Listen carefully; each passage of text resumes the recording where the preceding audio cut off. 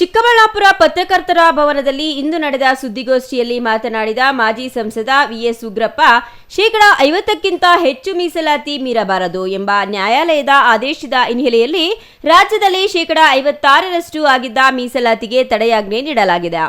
ನ್ಯಾಯಾಲಯದಲ್ಲಿ ತಡೆಯಾಜ್ಞೆ ತೆರವುಗೊಳಿಸಲು ಸಮರ್ಪಕ ವಕೀಲರನ್ನ ನೇಮಕ ಮಾಡಿ ತಡೆಯಾಜ್ಞೆ ತೆರವಿಗೆ ಅರ್ಜಿ ಹಾಕಬೇಕು. ತಡೆಯಾಜ್ಞೆ ತೆರವಾಗದಿದ್ದರೆ ವಿಶೇಷ ಅರ್ಜಿಯನ್ನ ಸರ್ವೋಚ್ಚ ನ್ಯಾಯಾಲಯದಲ್ಲಿ ದಾಖಲು ಮಾಡಬೇಕು ಎಂದು ಒತ್ತಾಯಿಸಿದರು.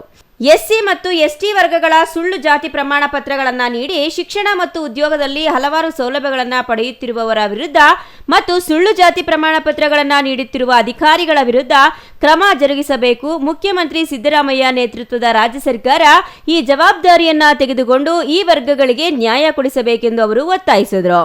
ರಾಜ್ಯ ಮತ್ತು ಕೇಂದ್ರ ಸರ್ಕಾರಗಳ ಮೇಲೆ ರಾಜ್ಯದ ಎಲ್ಲಾ ಸಂಸದರು, ಶಾಸಕರು ಮತ್ತು ಮಂತ್ರಿಗಳು ಒತ್ತಡ ತಂದು 56% ಮೀಸಲಾತಿಯ ಕಾನೂನನ್ನ ಸಂವಿಧಾನದ 9ನೇ ಶೆಡ್ಯೂಲ್ಗೆ ಸೇರಿಸಲು ಹೋರಾಟ ಮಾಡಬೇಕು ಎಂದು ಅವರು ಆಗ್ರಹಿಸಿದರು.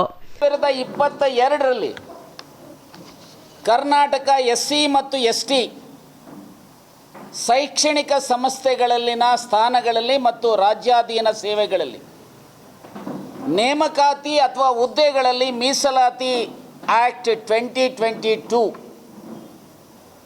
ಇದನ್ನು ಪಾಸ್ ಮಾಡಿದ ಮೇಲೆ ಮೀಸಲಾತಿಯ ಪ್ರಮಾಣ ಎಸ್ಟಿಗಳ 3% ಬದಲು 7%, ಎಸ್ಸಿಗಳ 15% ಬದಲು 17%, OBCಗಳಿಗೆ 32%, ಸುಮಾರು 56% ಮೀಸಲಾತಿಯನ್ನು ಈ ರಾಜ್ಯದಲ್ಲಿ ನೀಡಲಾಯಿತು. ಇಂದಿರಾ ಸಾಹ್ನಿಸ್ ಕೇಸಲ್ಲಿ 1992ರಲ್ಲಿ ಸುಪ್ರೀಂ ಕೋರ್ಟಿನ ಆದೇಶ ಆದಾಗ ಮೀಸಲಾತಿ ಜನರಲಿ 50% ಮೀರಬಾರದು ಅನ್ನುವಂಥದ್ದಿದೆ. ನಾನು ಇಲ್ಲೇ ಆ ಜಡ್ಜ್ಮೆಂಟ್ ಕಾಪಿಯನ್ನು ಸಹ ತಂದಿದ್ದೇನೆ. ಅದರಲ್ಲೇ ಫುಲ್ ಬೆಂಚ್ ಹೇಳ್ತಾರೆ, in an exceptional cases by assigning cogent reasons and on the basis of empirical data, ಯಾವ ವರ್ಗಕ್ಕೆ ಅನ್ಯಾಯ ಆಗಿದೆ ಅವರಿಗೆ ಹೆಚ್ಚು ಮೀಸಲಾತಿ ಕೊಡಬೇಕು ಅನ್ನೋ ಹಾಗಿದ್ರೆ ಮೀಸಲಾತಿಯ ಪ್ರಮಾಣವನ್ನು 50ಕ್ಕಿಂತ ಜಾಸ್ತಿ ಮಾಡಲಿಕ್ಕೆ ಅವಕಾಶ ಇದೆ ಅಂತೇಳಿ ಸುಪ್ರೀಂ ಕೋರ್ಟಿನ ಆದೇಶ ಇದೆ.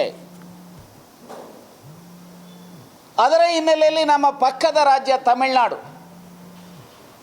50ರ ಬದಲು 69% ಮಾಡಿ ಅದನ್ನು ಸಂವಿಧಾನದ 9th ಶೆಡ್ಯೂಲ್ಗೆ 9ನೇ ಶೆಡ್ಯೂಲ್ಗೆ 9ನೇ ಶೆಡ್ಯೂಲ್ ಮೋರ್ ದೆನ್ 350ಕ್ಕೂ ಹೆಚ್ಚು ಈ ರೀತಿಯ ಎನಾಕ್ಟ್ಮೆಂಟ್ಸನ್ನು ಅಲ್ಲಿ ಸೇರಿಸಿದ್ದಾರೆ.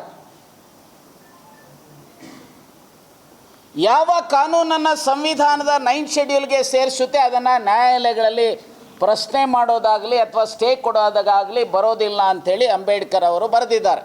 ಹಿಂದುಳಿದ ವರ್ಗದ ಜನರು ಶಿಕ್ಷಣ ಮತ್ತು ಉದ್ಯೋಗದಲ್ಲಿ 56% ಮೀಸಲಾತಿ ಅಡಿಯಲ್ಲಿ ಪ್ರವೇಶ ಹಾಗೂ ಉದ್ಯೋಗಗಳನ್ನು 6% ಮೀಸಲಾತಿ ಕಾನೂನಿಗೆ ತಡೆಯಾಜ್ಞೆ ನೀಡಿರುವ ಕಾರಣ ಇತರೆ ಹಿಂದುಳಿದ ವರ್ಗಗಳ ಜನರ ಸಾಮಾಜಿಕ ನ್ಯಾಯಕ್ಕೆ ಹಿನ್ನಡೆಯಾಗಿದೆ.